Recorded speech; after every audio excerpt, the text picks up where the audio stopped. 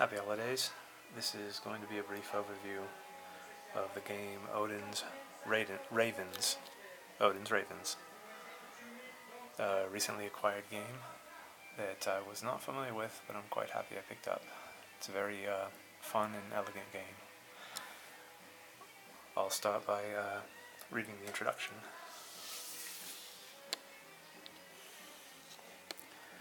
Every morning, Odin, the Allfather of the Norse gods, sends his two ravens, Hunin and Munin, out to Midgard to watch over the land. Each player will take a raven and use their flight cards to move them across different landscapes of the world, which we know as Earth. After thousands of years of taking this trip every day, the ravens have turned it into a race. They will head in opposite directions around the world, and the first one who returns to the starting point will be the winner. They can also ask for help from Loki, god of tricks and mischief, to make their path easier or the other raven's path trickier. With clever use of flight cards and Loki cards, a raven can move over the world and win the race back to Odin's side. Alright, so as you see here, they have you set out the land cards, 16 of them, and they ask that you make sure that no two lands are the same on either side.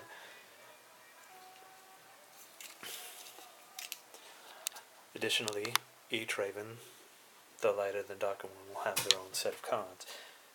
These are the trickster cards from Loki, and these are the land cards. You're going to be able to pull up to 5 cards into your hand each turn. And you can do any combination of land cards or Loki cards. You can pull 5 Loki cards, 5 land cards, what have you. Now, obviously, how you move forward is how you play your land cards. You're not able to skip over, for instance. If I wanted any one of these ravens to move forward with this card, I wouldn't be able to. You can only move forward one, determined by your land card. Now, if you have 2 of the same land in your hand, and nothing else that will help you, then you can discard 2 of those cards to move forward 1. Now, how the trickster cards work is they'll either make your journey more easy or more difficult for the other player. Some will allow you to skip 1 space, others will allow you to move and thereby move 1 up or down depending on which side you're on. So for instance, if I was the bottom raven, I would move this up. So my path would be a bit easier. There's a space missing here, so I can move forward there. Now, what they also have, though, I'll see if I can find it, here we go, is they have loop abilities, if you look at the symbol on the bottom there. And what that's saying is I could take one of the land cards, not from my hand, but from the land deck here, the flight cards, and put this in the path of the raven that's challenging me. So in this case, instead of going forward, he would have to go up, down, and over. And if for some reason or another I wanted to move my card to make my path shorter, I just move it on top over there, if that is indeed the card. And they also have, I guess you would call them, well, they have switch cards. So what you could do is you could switch any 2 lands on the board.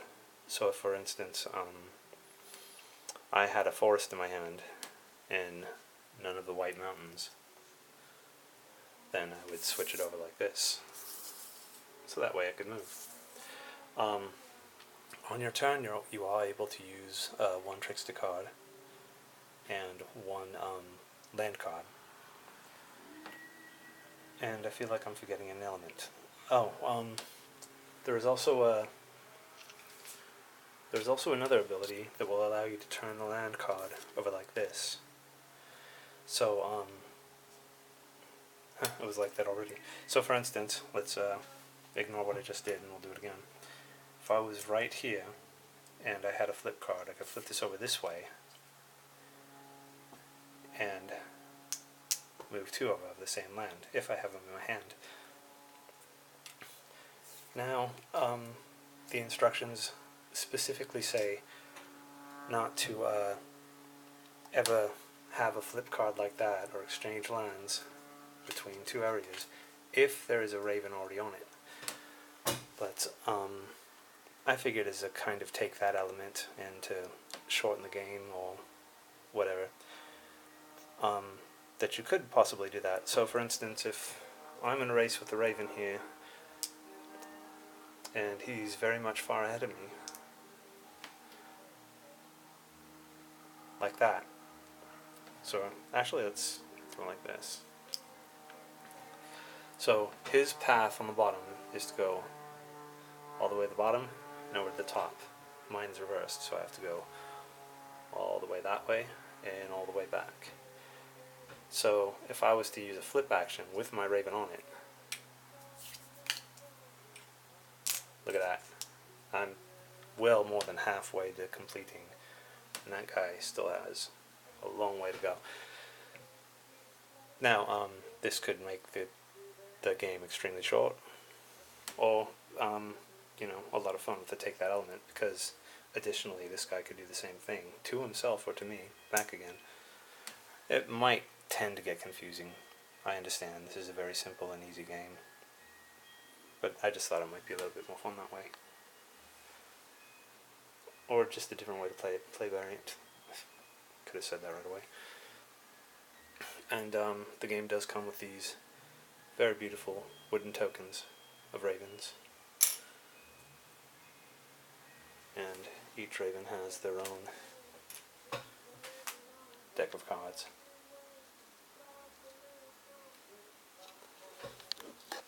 I really like the packaging of this game. When I initially got it, I just assumed that I'm trying to pick it up, slide the bottom part out, and that wasn't happening. And what I noticed is the game itself opens like a book, and I thought that was kind of brilliant. It's a nice little addition there. So I really like this game. It's a great, simple little 2-player game.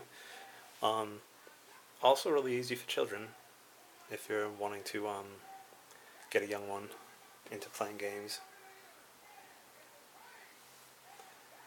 This has been Odin's Ravens. Great game. I look forward to playing it again.